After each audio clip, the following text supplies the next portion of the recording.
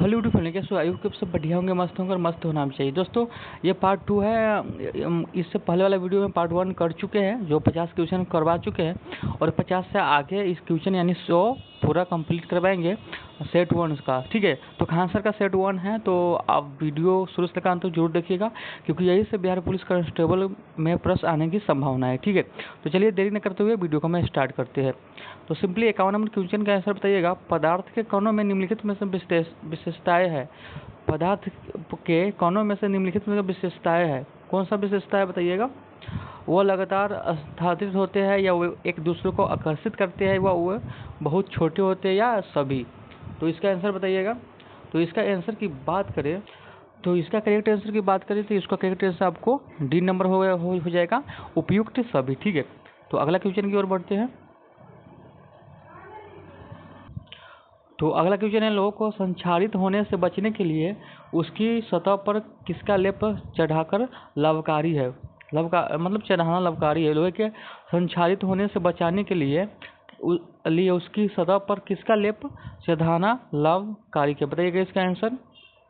तो इसका correct answer की बात करें तो 52 का करेक्ट आंसर आपको हो जाएगा डी नंबर। ठीक है, ये हो जाएगा, ये शब्द लेपन द्वारा। ठीक है, ये शब्द लेपन द्वारा। अगला क्वेश्चन, लिटमस विलयन किस रंग का रंजक होता है? बताइएगा। लिटमस विलयन किस रंग का रंजक होता है? बैगनी, लाल, हरा या नीला? तो इसका करेक्ट आंसर बताइएगा। तो इसका करेक्ट आंसर की बात करें तो ये हो जाएगा बैगनी होता है। ठीक है, याद रखिएगा। अगला क्वेश्चन,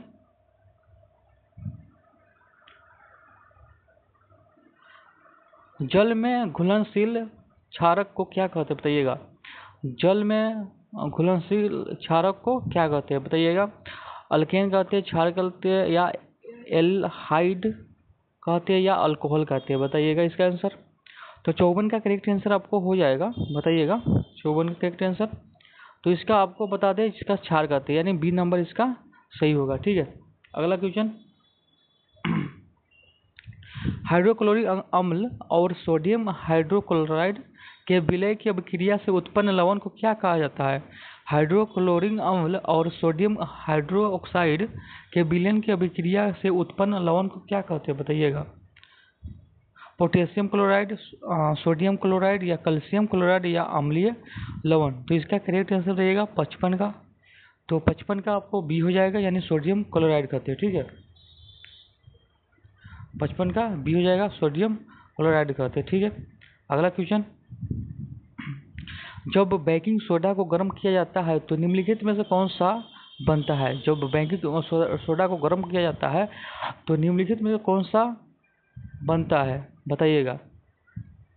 सोडियम कार्बोनेट और पानी, या सोडियम कार्बोनेट पानी और कार्बन डाइऑक्साइड, या कार्बन डाइऑक्साइड और पानी, या सोडियम कार्बोनेट?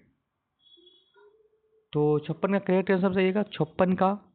तो इसका सही आंसर आपको बी नंबर हो जाएगा, सोडियम कार्बोनेट और पानी और कार्बन डाइऑक्साइड। ठीक है, तो अगला क्वेश्चन की ओर चलिएगा।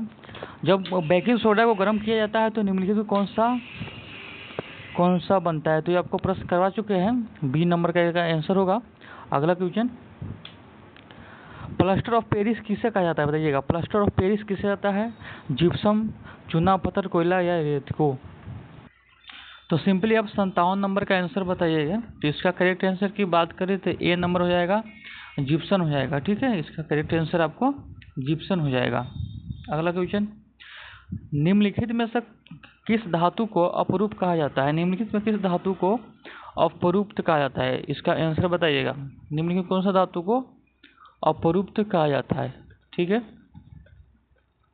बताइएगा। पारा को कहा जाता है, लोहा का, सल्फर, या कार्बन को कहा जाता है? निम्नलिखित में से कौन सा धातु को अपरूप्त कहा जाता है? निम्नलिखित में से कौन सा धातु को अपरूप्त कहा जाता है? इसका करेक्ट आंसर की बात करें तो कार्बन हो जाएगा। इसका करेक्ट आंसर कार्बन हो जाएगा, कार्बन को अपरूप्त कहा जाता है। चलिए अगला क्वेश्चन की ओर चलते हैं। एल्युमिनियम की सतह पर मोटी ऑक्सीजन परत बनाने की प्रक्रिया को क्या कहा जाता है? बताइए। एल्युमिनियम की सतह पर मोटी ऑक्साइड परत बनाने की प्रक्रिया को क्या कहा जाता है? एल्युमिनियम की सतह पर मोटी ऑक्साइड परत बनाने की प्रक्रिया को क्या कहा जाता है बताइएगा। तो इसका करेक्ट आंसर की बात करें तो इसका करेक्ट आंसर आपको बी हो जाएगा, एनोडाइजिंग कहते हैं, एनोडाइजिंग कहते हैं, एनोडाइजिंग। ठीक है, अगला क्वेश्चन, जब धातु जल के साथ अभिक्रिया करती है तो सामान्यतः क्या होता है? जब धातु जल के साथ अभिक्रिया करती है तो सामान्यतः क्या होता है? तो हाइड्रोगैस निकलता है। इसका आंसर हो जाएगा ए, यानी हाइड्रोगैस निकलता है। ठीक है, अगला क्वेश्चन,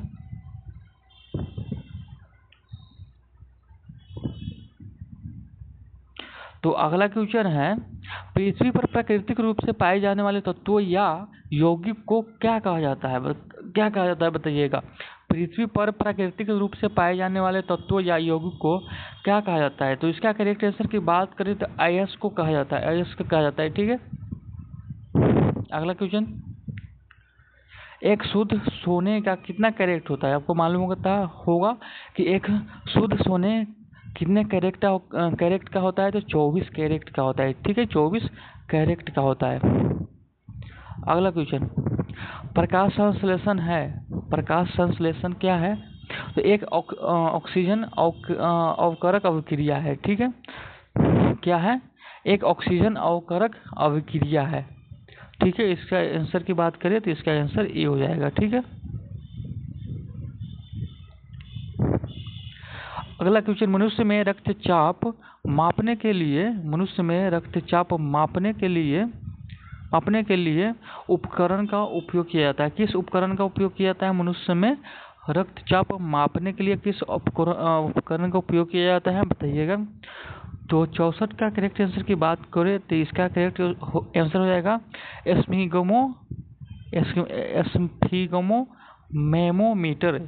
एस्फिगमोमीटर का उपयोग किया जाता है।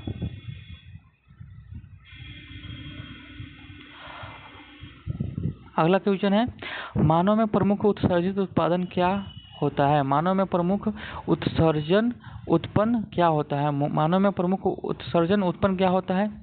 यूरिया, अमोनिया, यूरिक अम्ल या अमोनियम क्लोराइड। तो इसका आंसर की बात करें तो यूरिया होता है। ठीक है, इसका करेक्ट आंसर। अगला क्वेश्चन, तो इसका बताइएगा, मेरुरज्जु का मुख्य कार्य क्या है? मेरुरज्जु का मुख्य कार्य क्या है? मेरुरज्जु का मुख्य कार्य क्या है? तो इसका आंसर सी हो जाएगा, यानी शरीर के विभिन्न अंगों के बीच संदेश का संचार करना। इसका आंसर सी हो जाएगा, शरीर के विभिन्न अंगों के बीच संदेशों का संचार करना। ठीक है, अगला क्वेश्चन, प्राकृतिक चयन द्वारा प्रजातियों के विकास के सिद्धांत को किसने दिया था? प्राकृतिक चयन द्वारा प्रजातियों के विकास के सिद्धांत को किसने दिया था? तो बताइएगा। तो इसका आंसर की बात करें तो इसका आंसर ये हो जाएगा, डार्विन दिया था। ठीक है, इसका आंसर हो जाएगा डार्विन दिया था। ठीक है,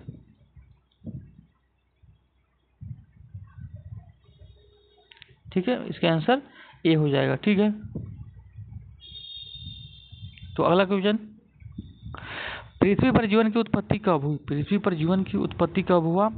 तो लगभग आपको बता दें इसमें पृथ्वी का जीवन की उत्पत्ति में आपको 3.5 बिलियन वर्ष पहले हुआ था। इसका आंसर बी हो जाएगा। ठीक है, आपको याद रखना है बी नंबर। ठीक है, अगला क्वेश्चन, जीवाश्म किस प्रकार की चट्टानों में पाया जाता है बताइएगा। जीवाश्म किस प्रकार की चट्टानों में पाया जाता है बताइएगा। तो जीवाश्म किस प्रकार की चट्टानों में पाया जाता है? तो इसका आंसर हो जाएगा औषधि चट्टानों में। ठीक है, औषधि चट्टानों में जीवाश्म पाया जाता है। ठीक है, अगला क्वेश्चन, निम्नलिखित में से किस घटना के माध्यम से प्रकाश को हमारे रेटिना पर केंद्रित किया जाता है? निम्नलिखित में किस घटना के माध्यम से प्रकाश को हमारे रेटिना पर केंद्रित किया जाता है? तो इसका आपको आंसर बता दें, अपवर्तन के कारण इसका केंद्रित किया जाता है रेटिना पर। ठीक है, अगला क्वेश्चन, समतल दर्पण पर बना प्रतिबिंब सदैव कैसा होता है? समतल दर्पण पर बना प्रतिबिंब सदैव कैसा होता है? वास्तविक उल्टा या आभासी, या वास्तविक सीधा या आभासी उल्टा होता है?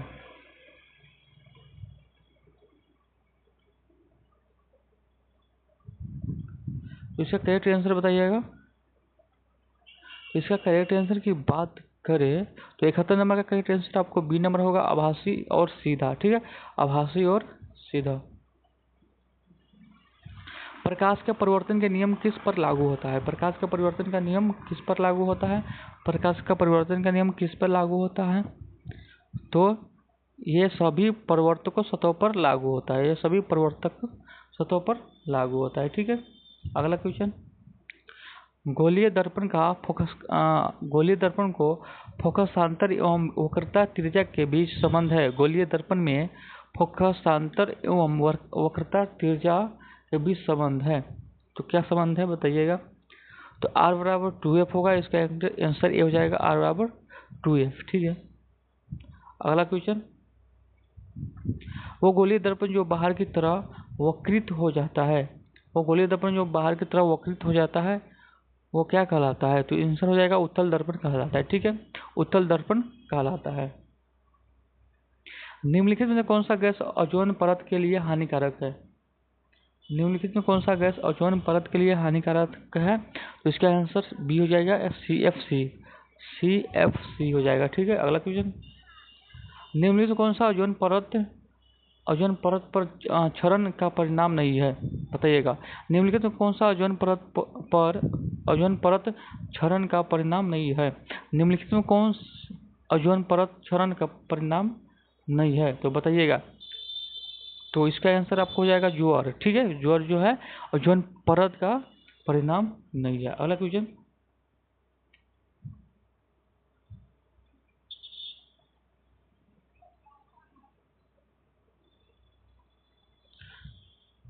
निम्नलिखित में कौन सा जैव विविधता के विशिष्ट स्थल का उदाहरण है? निम्नलिखित में कौन सा जैव विविधता के विशिष्ट स्थल का उदाहरण है? निम्नलिखित में कौन सा जैव विविधता के विशिष्ट का उदाहरण है? बताइएगा। तो इसका आंसर डी हो जाएगा 1 है। ठीक है, अगला क्वेश्चन। धरती पर रहने वाले सभी जीव के मूल आवश्यकताएं क्या है? धरती पर रहने वाले सभी जीव मूल आवश्यकताएं क्या है? तो इसका आंसर ये हो जाएगा, यानी जल की आवश्यकता सबको पड़ती है। ठीक है, इसका आंसर हो जाएगा ए नंबर। ठीक है, निम्नलिखित में से कौन सा जीव आहार श्रृंखला बनाता है?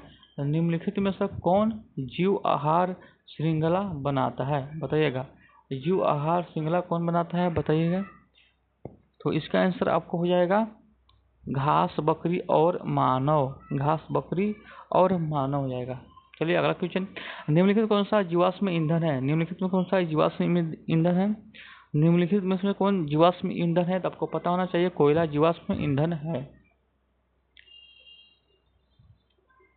तो अगला मैथ का है, तो मैथ का अपन स्क्रीनशॉट ले सकते हैं और आप कर लीजिएगा। ठीक है, अगला हम क्वेश्चन की ओर बढ़ते हैं। मैथ का जितना है आप सब स्क्रीनशॉट ले सकते हैं। ठीक है, ये भी मैथ का है 82। अब 83 नंबर की ओर चलते हैं। ये सब मैथ का है। ठीक है, तो आप ये स्क्रीनशॉट ले सकते हैं या वीडियो को पोस्ट करके आप यहाँ पे बना सकते हैं। ठीक है, तो सिंपली आप बना लीजिएगा। हम सिर्फ जीके जीएस का आपको कवर करवा देते हैं। ठीक है, ये इंग्लिश हो गया, ये भी मैथ है ये वाला।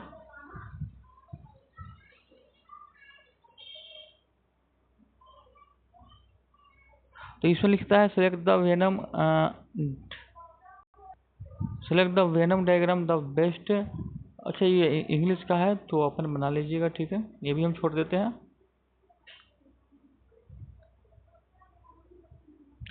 चलिए हिंदी की ओर बढ़ते हैं। देवनागरी की लिपि किससे कहा जाता है? बताइएगा। देवनागरी लिपि किससे कहा जाता है? बताइएगा। तो देवनागरी लिपि किससे कहता है? 96 नंबर प्रश्न बताइएगा। खरस्टी का किससे कहा जाता है? बताइएगा। तो देवताओं को लिपि किसे कहता है? सॉरी देवताओं को लिपि किसे कहता है? तो ये देवनागरी को कहता है, आपको पता होना चाहिए। पृथ्वी रसों के रचनाकर है। पृथ्वी रसों का रचनाकर कौन है? तो 97 का आपको हो जाएगा बी नंबर। तो बी नंबर कौन है? चंदबरदाई। ठीक है, इसका आंसर हो जाएगा। तो 98 नंबर क्वेश्चन को चलते हैं। एक शब्द अटल का वाक्य में रूपांतरित होता है। एक शब्द अटल का वाक्य में रूपांतरित होता है। इससे क्या रूपांतरित होता है? जो अपनी बात से टले नहीं, वही ना होता है एक अटल। ठीक है, जो अपनी बात से टले नहीं, यानी इसका आंसर हो जाएगा, इसका आंसर आपको बी हो जाएगा। ठीक है। महात्मा में किस समास का बोध है? महात्मा में किस समास का बोध है? तो इसका क्रमधारय समास का बोध है, याद रखिएगा। अंतिम प्रश्न, आग लगने पर कुआं खोदना, इस मुहावरे का क्या होता है बताइए तो। आग लगने पर कुआं खोदना, तो ये इसका होता है आपत्ति आने के बाद बचाव हेतु प्रयत्न। इसका आंसर सी हो जाएगा। ठीक है। आपको आपत्ति आने के बाद बचाव हेतु प्रयत्न। ठीक है। तो 100 क्वेश्चन आपको एक सेट का कंप्लीट हो चुका है, तो फिर अगला सेट को लेके आएंगे, तो वीडियो को फुल वॉच कीजिएगा। किए होंगे तो आपको अच्छा से समझ में आ गया होगा। तो चैनल पर नए तो सब्सक्राइब कीजिएगा। फिर एक नए वीडियो के साथ मिलेंगे, तब तक के लिए जय हिंद, जय भारत।